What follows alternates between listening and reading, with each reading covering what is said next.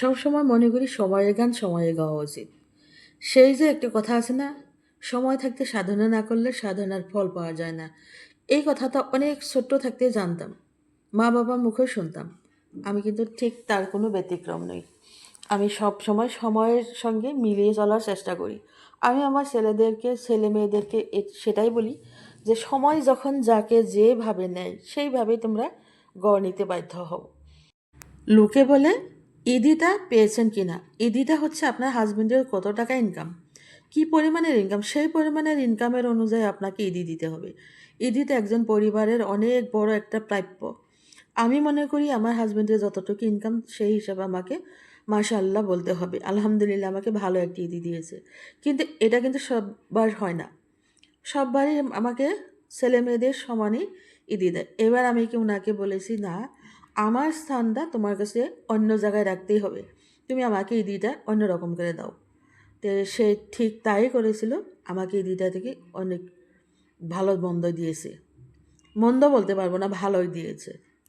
আপনারা কে কোথা থেকে আমার ভিডিওটা দেখছেন, কে কত টাকা ইদি পেয়েছেন বা কে কি পেয়েছেন, ইদিতে যে টাকায় দিতে হবে সেটা নয়, অনেক কিছু দিতে পারে হাজব্যান্ডে। ভালোবাসা, ভালোবেসে একজন পরিবারকে ইদি দেওয়াটা অনেক দরকার, অনেক। এখানে আল্লাহর রহমত থাকে। আর সে ঈদ ঘরে অনেক রান্না বাড়া। ছেলে মেয়েদেরকে জিজ্ঞাসা করলাম তোমরা কে কী খাবে, এক একজনে এক একটা বললো।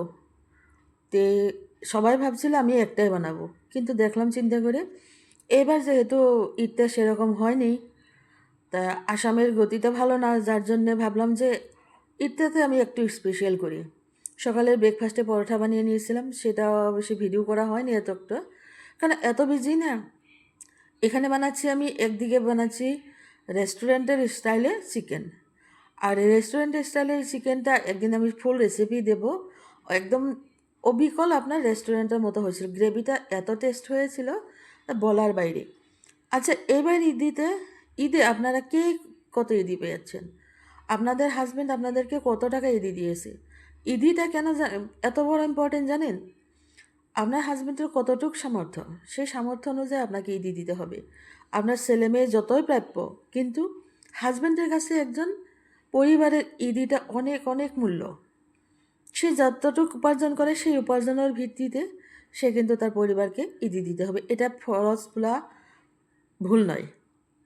তার জন্য বলছি, আপনারা কে কোথায় থেকে ঈদ ভিডিওটা দেখছেন, আর এইবার ঈদে কে কত টাকা ইদি পেয়েছেন। আমি কিন্তু মোটামুটি ভালোই পেয়েছি, মাশাআল্লাহ বলতে হবে। আমার পাকঘরে আছে এখন আমার ছেলে আর অনেকজন আছে। আমি সবাইকে পরিচয় দিচ্ছি না এখনও, পরিচয় দেওয়ার সময় আসলে এখানে নিশ্চয় পরিচয় দিব। বানাচ্ছি আমি এক জায়গায়, এটা বানাচ্ছি পোলাওর কারণে। হাজব্যান্ডের ফরমাইশ পোলাও, বেশি করে ঘি দিয়ে পোলাও বানাও। ছেলের ফরমাইশ ভুনা খিচুড়ি করো। আর মেয়ের ফরমাইশ হচ্ছে চিকেন বিরিয়ানি বানাও। তো সবাই মিলে ভাবছিল যে আমি একটাই রান্না করব, কিন্তু দেখলাম যে না, আজকে ঈদের দিন সবার ফরমাইশটা আমি পুরা করি। কারণ আমার কাছে আবদার না করলে কার কাছে করবে, সেটাই ভেবে সব কিছু একসাথে রান্নাবাড়া করছি। আর এত স্পিডে করছি, দেখেন এই যে খিচুড়িটা প্রায় হয়ে আসছে। এত স্পিডে করছি, সত্যি কি স্পিডে হচ্ছে না। সময়ের সাথে সাথে যদি মানুষ এরকম স্পিডে চলতে শিখতো বা পারতো, তাহলে তো কোনো কথাই ছিল না। এখানে পোলাওয়ের চালটা ভেজে পোলাওটা কিন্তু হয়ে গেছে অলমোস্ট। আমি পোলাওটাকে নেমিয়ে রেখেছি, চিকেনটা হচ্ছে, চিকেনটার গ্রেভিটা এত মজা ছিল। আজকে ঈদের পরের দিন ভয়েস দিচ্ছি আমি, আমার মুখে এখনও মানে জিভে জল চলে আসে, এত মানে ভালো লাগছিল। আমি চিকেনের পিস এক পিস খেয়েছি, কিন্তু গ্রেভিটাকে আমি অনেক এনজয় করেছি। এখানে আমি বিরিয়ানি, ওইটা যে বলে না টিপসের একটা biryani, tips and tricks follow করে বিরিয়ানিটা বানাচ্ছি। কারণ ওই যে একসাথে অনেকটা করলে যেটা হয় সেটাই করছি আমি। বিরিয়ানিটিকে বানাচ্ছি ফেলে এদিকে। আর আপনারা কে কী বানাচ্ছেন?